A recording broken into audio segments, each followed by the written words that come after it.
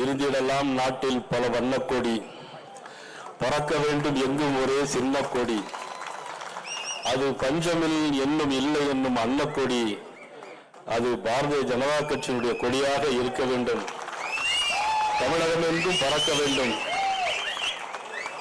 உலகத்திலே மிகப்பெரிய கட்சி, 1000க்கும் மேற்பட்ட சட்டமன்ற உறுப்பினர்கள், 250 மேற்பட்ட நாடாளுமன்ற உறுப்பினர்களை கொண்ட இந்த மிகப்பெரிய கட்சியில்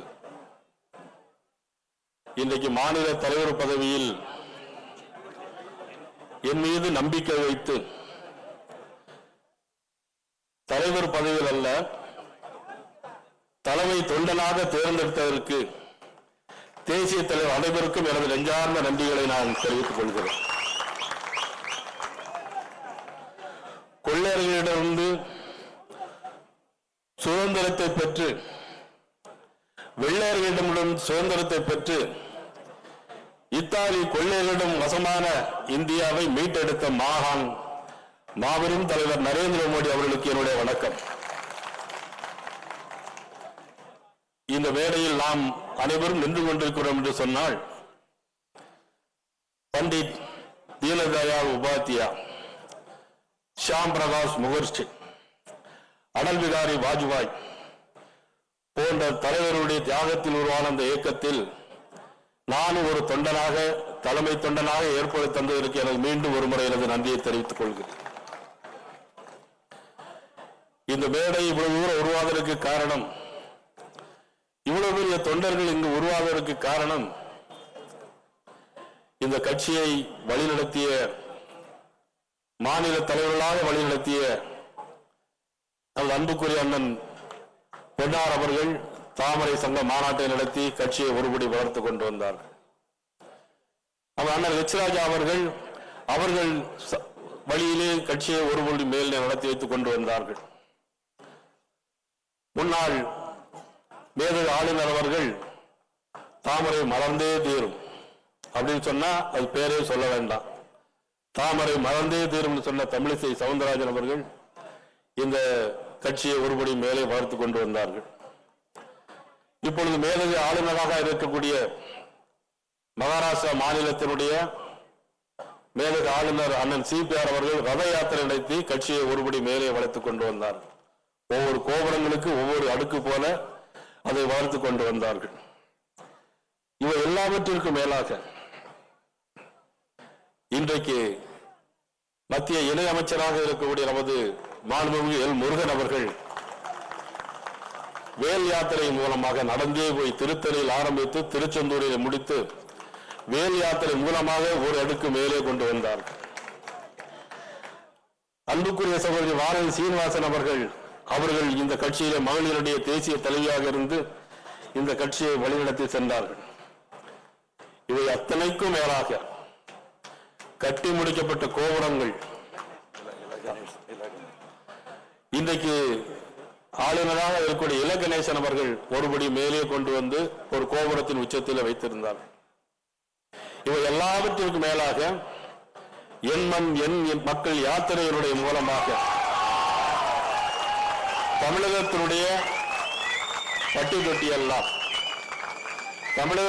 பட்டி தொட்டி எல்லாம் நடந்தே பயணம் செய்து இந்த கோபுரத்தை கட்டி முடித்தது மட்டுமல்ல, இப்பொழுது அதுக்கு எல்லா கோபுரத்திற்கு மேலே கலசங்களையும் வைத்திருக்கிறார்கள் நமது அண்ணாமலை அவர்கள்.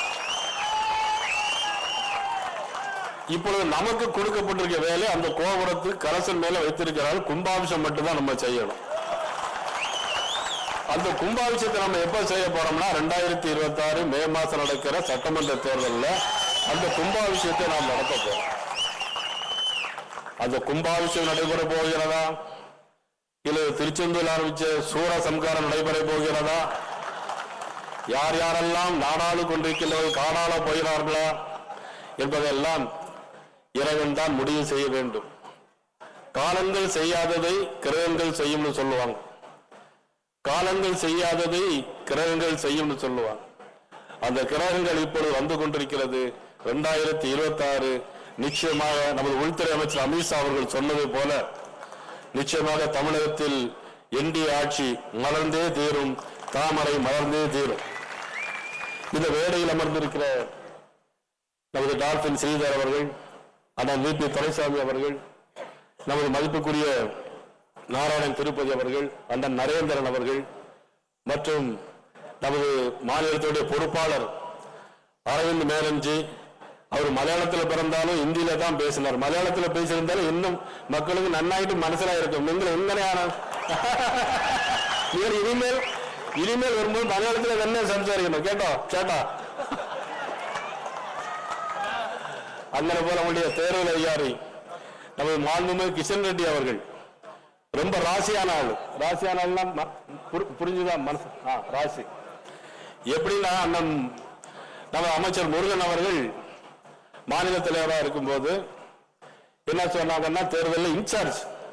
அப்ப இன்சார்ஜ் வரும்போது அண்ணன் மாண்புமிகு அமைச்சர் கிஷன் ரெட்டிகள் இன்சார்ஜ் வந்தார். அப்ப சொல்லும்போது சொன்னாங்க அப்போது 20 சீட்டு வாங்கணும். 20 சீட்டு வாங்கினா கூட 4 சீட் நம்ம ஜெயிச்சோம். அன்னைக்கு 4 சீட்டு ஜெயிக்கிறோம். இனிமேல் வரக்கூடிய தேர்தல் 40 சீட்டுக்கு மேல ஜெயிப்போம். இனி வரக்கூடிய தேர்தல 40 சீட்டுக்கு மேலே நிச்சயமா நமக்கு ஜெயிக்கிறதுக்கான வாய்ப்புகள் இருக்கிறது. நமது பொதுச் செயலாளர் கருப்பு முருகானந்தம், கோவை முருகானந்தம், கரு நாகராஜன், நமது அன்புக்குரிய தம்பி வினோஜ், அவரும் மிகப்பெரிய நமது குமரி மண்ணிலிருந்து ஒரு மகாத்மா காந்தி நமது அண்ணன் சட்டமன்ற உறுப்பினர். இன்னும் நல்லா கைத்தட்டலாம் அவருக்கு. நம்முடைய அண்ணன் மகாத்மா காந்தி அவர்கள், நமது மற்றுள்ள பொறுப்பாளர்கள், முன்னாள் சட்டமன்ற உறுப்பினர் விஜயதரணி அவர்கள், முன்னாள் சட்டமன்ற உறுப்பினர்கள், அனைத்து பொறுப்பாளர்கள், மூர்த்தி சிறியதென்றாலும் கீர்த்தி பெரியது நமது அமைப்பு பொதுச் செயலாளர் ஐயா கேசவநாயன் ஐயா அவர்கள் மற்றும் அனைவருக்கும் இந்த நிகழ்ச்சியில் ஒவ்வொருவரையும் பெயரை சொல்ல வேண்டும், யாரும் பொறுத்தள்ள வேண்டும். டெல்லியிலிருந்து வந்திருக்கிற நமது அன்புக்குரிய ஐஏஎஸ் அதிகாரி பிஜேபி ஆசீர்வாதம் அவர்கள் வந்திருக்கிறார்கள். மற்றும் அனைவருக்கும் என்னுடைய பத்திரிகை நண்பர்கள், காவல்துறை நண்பர்கள், கிளை கழகத்தினுடைய பொறுப்பாளர் அனைவருக்கும் என்னுடைய மனங்கறிந்த நன்றியும் வணக்கத்தையும் நான் தெரிவித்துக் கொண்டு, எனக்கு இவ்வளவு பெரிய பொறுப்பினை, மிகப்பெரிய கட்சியில் இவ்வளவு பெரிய பொறுப்பினை தந்திருக்கிறீர்கள். உண்மையிலே நான் பொறுப்பாக நான் இதை எடுத்துக்கொண்டு செயல்பட வேண்டும் நினைத்தாலும் கூட எனக்கு ஒரு பயமும் அச்சமும் இருக்கிறது. என்று சொன்னால் அண்ணாமலை அவர்கள் மிக சிறப்பான முறையில் பத்திரிகையாளர்கள் பேட்டி கொடுத்தாலும் சரி, எதாக இருந்தாலும் சரி, அவர்களுடைய பாணி என்பது ஒரு தனி பாணி. என்னுடைய விஷயம் என்பது வேறு விஷயம். நான் அவரு புயலா இருந்தா நம்ம தெண்டலா தான் இருக்க முடியும். நம்ம அண்ணன் பொன்னார் அவர்கள் சொன்னதை போல அவர் புயல் என்று சொன்னால் நான் புதியமலை தெண்டல். அதுக்காக என்ன வேற யாரும் தெண்டல் கூட வேண்டாம். அண்ணன் பொன்னார் அவர்களை பொறுத்த மட்டிலும், அண்ணன் சக்கரவர்த்தி அவர்களை பொறுத்த மட்டிலும் நான் சொல்ல வேண்டிய விஷயம் என்றால், அண்ணா திமுக அமைச்சராக இருந்த நேரத்தில் தினசரி வீட்டுக்கு வருவாங்க பொன்னார் அவர்கள். அவர்களுடைய தாய் மாமா, என்னுடைய அப்பா எல்லாம் ரொம்ப க்ளோஸ் ஃப்ரெண்ட்ஸ் எல்லாருமே. அந்த வகையில் அவங்க வீட்டுக்கு வந்து நீ எப்படியாவது பிஜேபிக்கு வரணும் கூட்டுக்கிட்டே இருந்தாங்க. ஆனா அவரை சக்கரவர்த்தி என்ன அனுப்பி கூட்டு வந்து டெல்லியில போய் உள்துறை அமைச்சர் அமித்ஷாவுடைய முன்னிலையில 8 ஆண்டுகளுக்கு முன்னாலே சேர்ந்தேன். சேர்ந்த பிறகு அதிமுகவில் நான் மிகப்பெரிய பொறுப்பில் இருந்தாலும் கூட இங்க வந்த பிறகு எனக்கு மிக பொறுப்பு தரவில்லையே என்ற கோபம் ஐயா கேசவநாதன் பேர்ல கூட எனக்கு கொஞ்சம் கோபங்கள்லாம் வருத்தங்கள்லாம் உண்டு. இப்பெல்லாம் கிடையாது, யார் அதுக்காக எதுவும் பண்ணிக்கிறாங்க பேசிட்டாங்க. ஆனாலும் கூட எனக்கு வந்து கொஞ்சம் ஸ்பீடா தான் இருப்பேன். ஆனாலும் சங்கத்துல 7 நாள் பயிற்சி போயிருந்தேன். அதுக்கப்புறம் ஒரு முதல் கேம்ப் 15 நாள் கேம்ப் போயிருந்தேன்.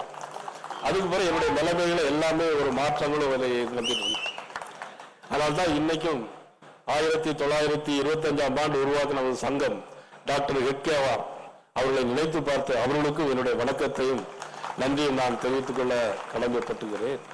அந்த கேசவன் உண்மையிலே நமக்கெல்லாம் மிகப்பெரிய 100 ஆண்டு காலம் எந்த ஒரு சங்கமும் ஒரு இயக்கமும் இருந்தது கிடையாது, வளர்ந்தது கிடையாது.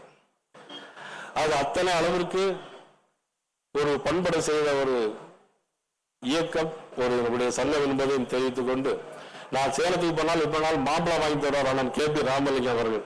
ஆனா இப்ப மாம்பழ சீசன் மாம்பழம் கொண்டு வந்திருக்காரா இல்லைன்னு எனக்கு தெரியல.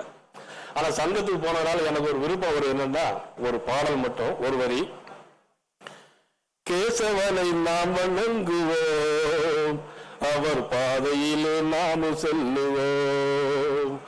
கேசவனை நாம் வணங்குவோம், அவர் பாதையிலே நாம் செல்லுவோம்.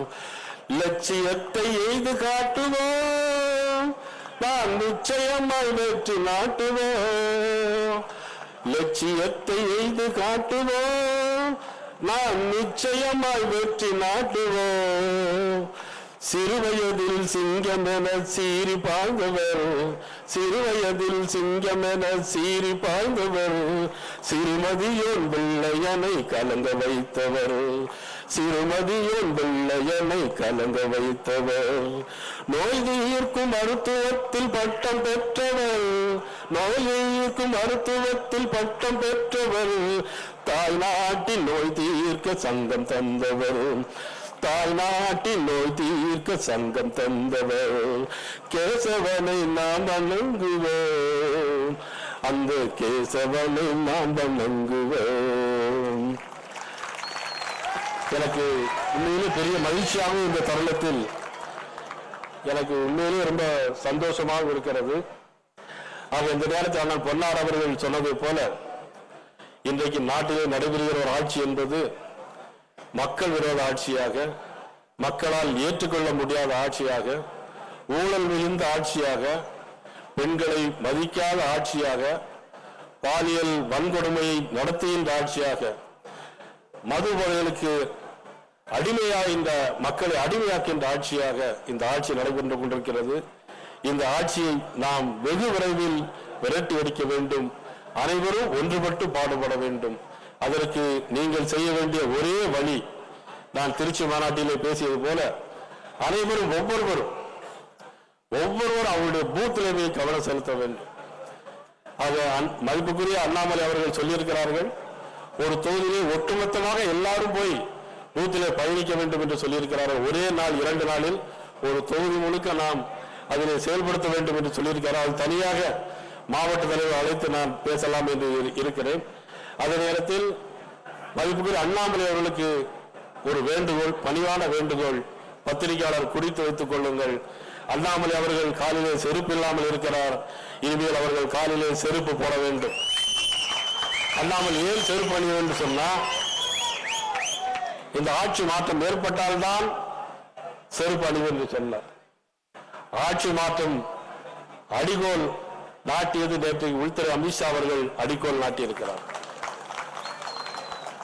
தேசிய ஜனநாயக கூட்டணிக்கு அடிக்கல் நாட்டியிருக்கிறார்.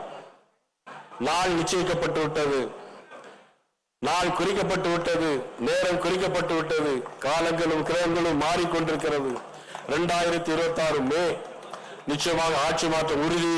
மதிப்புகள் அண்ணாமலை அவர்கள் இன்றே நீங்கள் செருப்பு அணிந்து கொள்ளலாம் என்பதை இந்த நேரத்திலே தெரிவித்துக் கொண்டு உங்கள் அனைவருக்கும், என்னை வாழ்த்து பேச அனைவருக்கும், உங்களுடைய வயதிலே சிறியவனாக இருந்தாலும் இந்த நான் பாரதிய ஜனதா கட்சியில் சேர்ந்து கிட்டத்தட்ட 8 ஆண்டுகள் முடிந்து 9 ஆண்டுகள் ஆகிவிட்ட சூழ்நிலையில் நான் பல பேருடன் பேசியிருக்கிறேன். எல்லோருடன் நல்ல முறையில் தான் பழகி நடந்து வந்து கொண்டிருக்கிறேன்.